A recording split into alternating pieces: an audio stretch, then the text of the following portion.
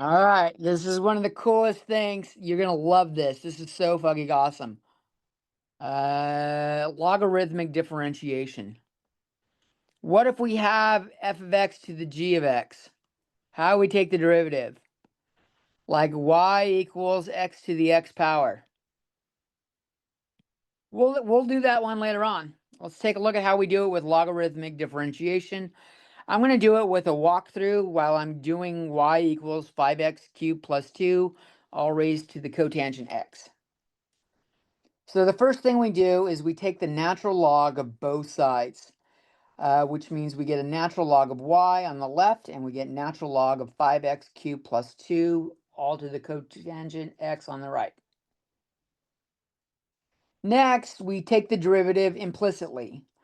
So the derivative of ln of y is, oh wait, not yet. We're going to expand first. Expand using properties of logs. We can bring the cotangent x down as an exponent. We can bring it down out front. Have cotangent x times natural log of 5x cubed plus 2. I can't believe I got fucking crazy there saying some other stuff. Definitely want to clean up natural logs before you do it. That inside has a plus in it, so we can't mess around with it. Remember, multiplication turns to pluses, but pluses don't turn to shit. Now we'll do implicit differentiation. The derivative of natural log of y is 1 over y dy dx. On the right, we have a product rule. Derivative of cotangent would be negative cosecant squared x, and we leave the natural log of 5x cubed plus 2 alone. Then we add the other part, leaving cotangent x alone. We take the derivative natural log of 5x cubed plus 2, which is 1 over 5x cubed plus 2 times the derivative of the inside. Derivative of 5x cubed plus 2 is 15x squared. Now we solve for dy dx. It just means by multiplying by y. That is literally all we're doing.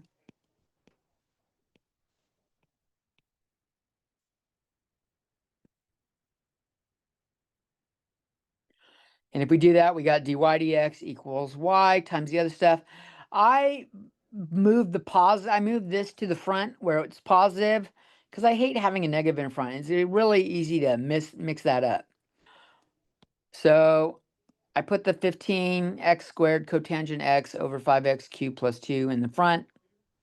Now we replace y with what we had up here. We had the value for y up here. We're going to plug it in down here, and we get dy dx equals 5x cubed plus 2 times cotangent of x times what we just had. Now, you're probably going, why the fuck would I like that, Mr. Jones? That looks ugly as hell. Well, first off, it allows us to find the derivative without trying to do some limit thing. I know you didn't want to do this with limits, and we didn't really have another way of doing it. But it does allow us to do other problems, like this. We could find y prime if y equals x squared times the square root of 2 minus 3x all over e to the 2x cosine squared x. Now, we could take the derivative of this by doing the quotient rule or moving everything on the bottom to the top. E to the 2x would be e to the negative 2x on top. 1 over cosine squared would be secant squared. But then we've got 4 things multiplied together. We've got a giant product rule. Let's take a look at using logarithmic differentiation. So if we do that, we take the natural log of both sides. I got natural log of y. I rewrote the square root as the 1/2 power. And then we expand using the properties of logs. Anything divided turns into subtraction. Anything multiplied on top turns into a plus. So this turns into ln of x squared plus ln of 2 minus 3x all to the 1/2 minus ln of e to the 2x minus ln of cosine x squared. I rewrote it like this because it's a little easier to see what we do. The cosine squared x, instead I wrote as cosine x, all of that squared. Now, since they're inside the natural logs, we can bring the powers down. Natural log of y equals 2 ln of x plus 1/2 ln of 2 minus 3x minus 2x times the ln of e. Natural log of e is 1.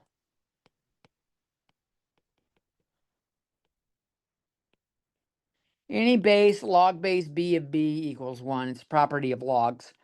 So ln of b equals 1. That's just going to be minus 2x right there. And then the cosine x squared, we bring the 2 down. We've got minus 2 natural log cosine x. Now we take the derivative implicitly. We get 1 over y dy dx. It's kind of like doing this on both sides.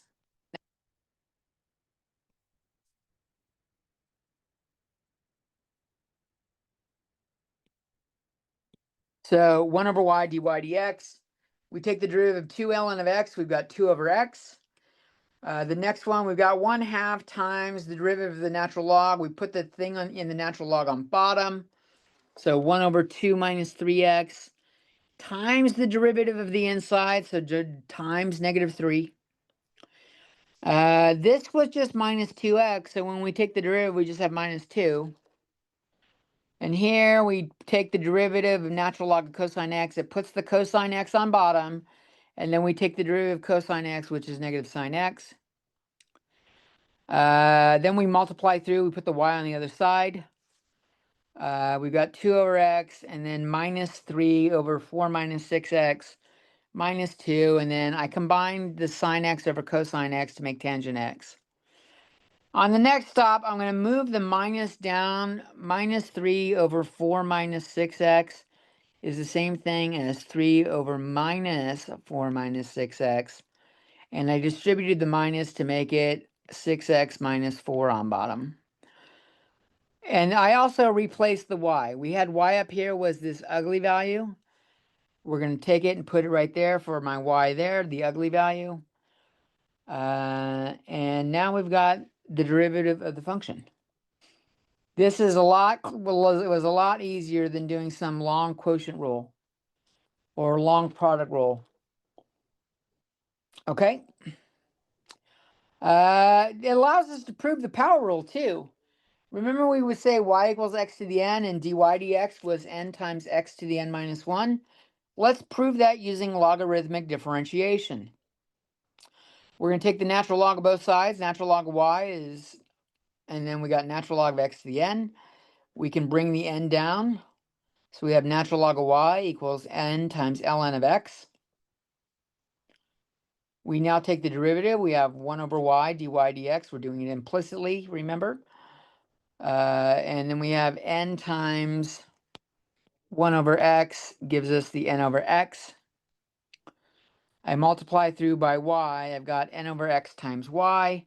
But y was x to the n. And so I've got, I rewrote it as n times x to the n over x to the first power. And remember when we divide by a base that we have different exponents, we subtract the exponents.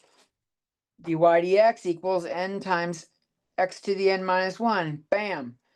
The derivative of y equals x to the n is n times x to the n minus 1. One of the first power rules we started with we just proved.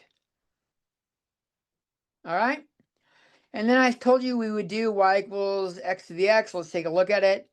We'll use logarithmic differentiation. We'll take the natural log of both sides and bring the power down.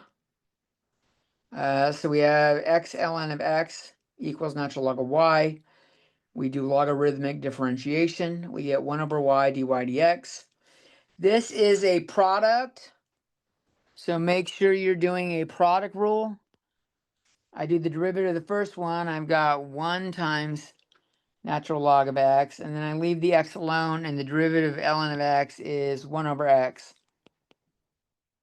And I just combine that there.